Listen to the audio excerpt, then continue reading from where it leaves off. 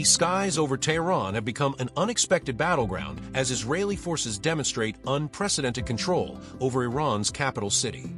For the first time in the long-running conflict between these regional rivals, Israeli jets are operating with near-total freedom above what was once considered impenetrable Iranian airspace.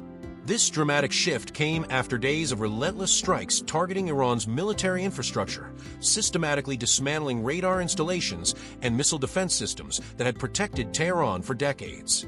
The Israeli approach combined technological superiority with precise intelligence, using advanced stealth fighters to evade detection while eliminating key command centers and communication hubs. At the heart of this aerial dominance lies Israel's fleet of F-35 jets, flying missions that would have been unthinkable just weeks ago. These fifth-generation aircraft penetrate deep into Iranian territory, striking targets with impunity, while Iranian defenses struggle to even detect their presence. The psychological impact on Tehran's leadership has been profound, as the very symbols of their military power, the Revolutionary Guard headquarters, missile production facilities, and nuclear research centers, now lie vulnerable to Israeli precision strikes.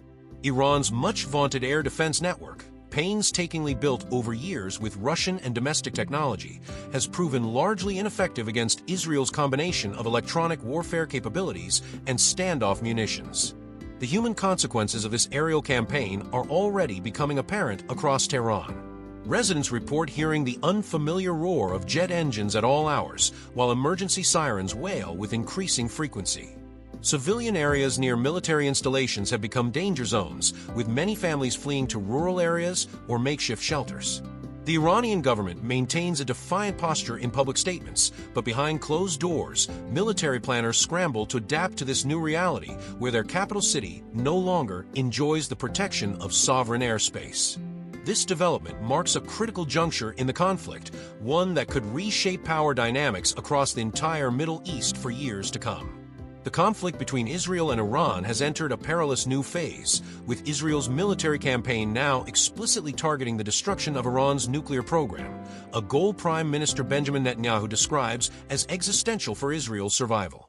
Israeli intelligence had long warned that Iran was nearing the ability to produce weapons-grade uranium, and recent assessments suggested Tehran could enrich enough material for 9 nuclear bombs within a month if its Fordo facility remained operational. This alarming timeline forced Israel's hand, triggering Operation Rising Lion, a sweeping offensive designed to cripple Iran's nuclear infrastructure and decapitate its military leadership. The strikes have been remarkably effective. Satellite imagery confirms the near-total destruction of the Natanz enrichment site, while Fordo, though heavily fortified, has suffered significant damage to its power supply and peripheral facilities. Perhaps more critically, Israel's assassination of at least 9 top nuclear scientists, including Mohammad Mehdi Taranchi, has dealt a devastating blow to Iran's technical expertise, potentially setting back its program by years. Iran's response, while fierce in rhetoric, has exposed glaring weaknesses in its military capabilities. The Revolutionary Guard launched hundreds of ballistic missiles at Israeli cities, but the vast majority were intercepted by Israel's Arrow 3 and Iron Dome systems. Only a handful struck urban areas, killing 24 civilians and damaging infrastructure in Tel Aviv and Haifa. Notably, Iran's much-hyped Hajj-Qassam missiles, a newer generation designed to evade air defenses, achieved limited success, with Israeli officials claiming their preemptive strikes on missile launchers reduced Iran's retaliatory capacity by over 70%. The asymmetry in casualties is stark. Over 224 Iranians have died, nearly 90% of them civilians caught in strikes on residential neighborhoods, hospitals, and even a funeral procession for slain IRGC commanders. The humanitarian toll is compounded by Israel's deliberate targeting of Iran's energy sector, including oil depots and refineries, which has triggered fuel shortages and electricity blackouts across Tehran, a tactic seemingly aimed at inciting public unrest against the regime. The psychological impact on both populations is profound. In Tehran, once secure government districts now echo with the roar of Israeli jets, and civilians scramble to evacuate after the IDF issues chilling warnings, like the order for residents of Block 3, home to state media and security headquarters, to flee ahead of imminent strikes. Meanwhile, Israelis endure sleepless nights in bomb shelters, with survivors describing the terror of Iranian missiles leveling entire apartment blocks in Bat Yam and Petah Tikva. The building shook like hell, one resident recounted, and then we realized we had no home left. The conflict has also strained global diplomacy to its limits. The U.S., while publicly denying direct involvement, provided critical intelligence and missile defense support to Israel, even as President Trump vetoed an Israeli plan to assassinate Supreme Leader Ayatollah Khamenei, a red line Washington feared could trigger all-out war. Iran's leadership, humiliated by the failure of its air defenses and the loss of top commanders like Hossein Salami and Mohammad Bagheri, now faces impossible choices. Parliament is drafting a bill to withdraw from the Nuclear Non-Proliferation Treaty, NPT, a symbolic move that would further isolate Tehran but unlikely to deter Israel. More ominously, Iran has threatened to close the Strait of Hormuz, a choke point for 20% of the world's oil shipments, a gambit that could spike global oil prices above $100 per barrel and draw the U.S. Navy into direct confrontation. Yet Tehran's options are constrained by its economic freefall. The rial has plummeted 10% since the attacks began, and the regime risks igniting protests akin to the 2017 to 2018 uprisings over fuel shortages. As the conflict enters its fifth day, the risk of regional spillover looms larger. Hezbollah, Iran's most powerful proxy, remains conspicuously quiet, a sign its capabilities were degraded by Israeli strikes in Lebanon last year. Conversely, the Houthis in Yemen have pledged support to Iran, raising fears of renewed attacks on Red Sea shipping lanes. Or Israel, the calculus is clear. Netanyahu has vowed to continue strikes until Iran's nuclear and missile threats are eliminated, even as global leaders plead for de-escalation at the G7 summit. The stakes could scarcely be higher. With Fordo's underground centrifuges still spinning and Iran's supreme leader warning of severe punishment, the next phase of this conflict may hinge on whether Israel dares to escalate further, or if a mediated ceasefire can avert a war that neither side can fully control. The conflict between Israel and Iran has now escalated far beyond their bilateral tensions, sending shockwaves across the global political and economic landscape. As the fighting enters its second week, world leaders find themselves grappling with a crisis that threatens to unravel decades of delicate diplomacy in the Middle East while testing the limits of international institutions designed to prevent such catastrophes. The United Nations Security Council has convened no less than 3 emergency sessions, each ending in deadlock as permanent members remain sharply divided along familiar geopolitical fault lines. Russia and China have vetoed Western-backed resolutions condemning Iran's initial missile strikes, while simultaneously blocking Iranian-supported measures to censure Israel's aerial campaign over Tehran. This diplomatic paralysis at the highest levels of global governance has left regional powers to take matters into their own hands, with Saudi Arabia and Turkey quietly mobilizing forces along their respective borders in what analysts describe as preparations for potential spillover violence. Economic consequences are rippling outward with alarming speed, transforming what began as a regional military confrontation into a looming worldwide crisis. Oil markets have entered uncharted territory, with Brent crude futures surging past $120 per barrel after Iran's Revolutionary Guard conducted live-fire exercises near the Strait of Hormuz. While Tehran has stopped short of outright closure of the critical waterway, the mere threat has triggered panic buying among European and Asian importers, with Japan and South Korea reportedly activating emergency petroleum reserves.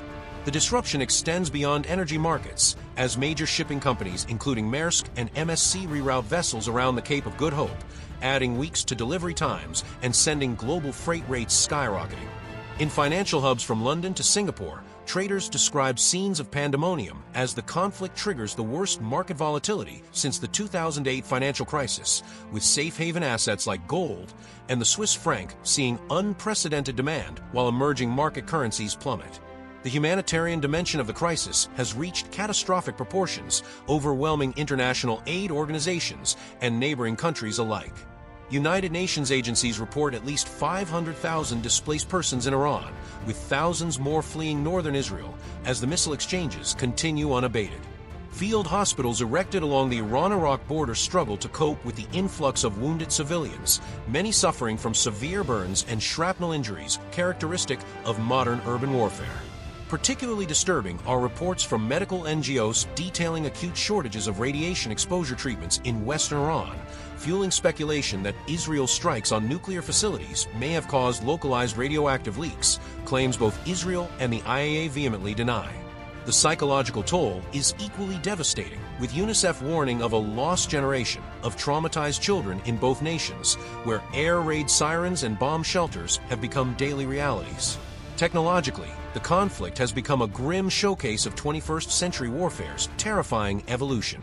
Israel's deployment of artificial intelligence-assisted targeting systems, capable of analyzing real-time satellite imagery to identify and strike moving vehicles in Tehran streets, represents a quantum leap in urban combat capabilities.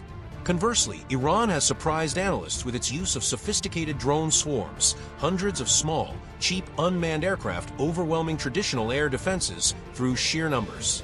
Perhaps most disturbingly, cybersecurity firms have detected what appears to be the first operational use of AI-powered malware in warfare, with Israeli and Iranian hackers engaging in an invisible digital battle that has already caused blackouts in Tel Aviv and disrupted emergency services in Isfahan. These technological escalations raise profound ethical questions about the future of warfare, with UN human rights experts warning that autonomous weapon systems may have already crossed red lines established by international conventions. Cultural and religious dimensions add further complexity to an already multifaceted crisis. The targeting of holy sites, including Israeli strikes near Imam Reza Shrine in Mashhad and Iranian-backed rocket attacks threatening Jerusalem's Old City, has inflamed passions across the Muslim world and Jewish diaspora alike. Satellite imagery showing damage to Persepolis, Iran's ancient archaeological treasure, has sparked outrage among cultural preservationists and historians. Meanwhile, social media platforms have become battlegrounds of narrative control, with both sides employing armies of bots and influencers to shape global perception of the conflict. The information war has grown so intense that major tech companies have begun geo-blocking content in certain regions, citing risks of incitement to violence. As the world watches this crisis unfold with growing alarm, fundamental questions emerge about the international community's capacity to manage such complex, rapidly evolving conflicts in an era of declining multilateralism. The failure of traditional diplomatic channels has prompted unconventional mediation attempts, with the Vatican offering to broker talks and neutral nations like Switzerland providing back-channel communications. Yet with Israel vowing to continue strikes until achieving total demilitarization of Iran's nuclear program, and Tehran promising a response that will rewrite the Middle East's map, the path to de-escalation appears increasingly narrow. Global powers now face their most severe test since the Cold War, forced to balance strategic interests against the very real prospect of a regional war that could drag in major powers and rewrite the geopolitical order in ways scarcely imaginable just months ago. The coming days will determine whether this remains a contained bilateral conflict or becomes the catalyst for a much wider confrontation with implications far beyond the Middle East. The world now stands at a crossroads as the Israel-Iran conflict threatens to spiral into a full-scale regional war with unpredictable consequences. Over the past 2 weeks, the fighting has reshaped the Middle East's power dynamics, exposed the limits of global diplomacy, and left civilians on both sides paying a horrific price. Israel's aerial dominance over Tehran has given it unprecedented leverage, but Iran's leadership, cornered and humiliated, refuses to back down, vowing revenge that could plunge the region into even deeper chaos. The humanitarian catastrophe continues to worsen, with entire neighborhoods in Tehran and Tel Aviv reduced to rubble. Hospitals overflow with casualties, food and water shortages grip major cities, and millions live in constant fear of the next missile strike. The UN warns that if the conflict drags on, the death toll could surpass 10,000 within months, creating a refugee crisis that would overwhelm neighboring countries. Meanwhile, global markets remain on edge, with oil prices hovering near record highs and supply chains buckling under the strain of prolonged instability. Diplomatic efforts, though stalled, may offer the last hope for de-escalation. Behind closed doors, the US, Russia, and Gulf states are exploring a potential ceasefire deal, one that would require Israel to halt its strikes in exchange for Iran freezing its nuclear program under strict IAEA supervision. But trust between the warring sides has evaporated, and hardliners in both governments reject compromise, insisting on total victory. The stakes could not be higher. If Israel pushes further, targeting Iran's supreme leader or attempting a ground invasion, it risks triggering a war that could draw in Hezbollah, the US, and even Russia. Conversely, if Iran succeeds in launching a devastating retaliatory strike, Israel's response could be catastrophic. The world watches nervously, knowing that the next 48 hours could determine whether this conflict remains contained or explodes into a global crisis. If you found this breakdown insightful, make sure to like and subscribe for more in-depth coverage of global conflicts. The situation is evolving rapidly, and we'll keep you updated with the latest analysis. Drop a comment below. Do you think this war will escalate further, or can diplomacy still prevail? Bell turn on notifications so you don't miss Part 5, where we'll examine the role of the US and whether World War III is now a real possibility. Share this video to spread awareness. The world needs to pay attention before it's too late.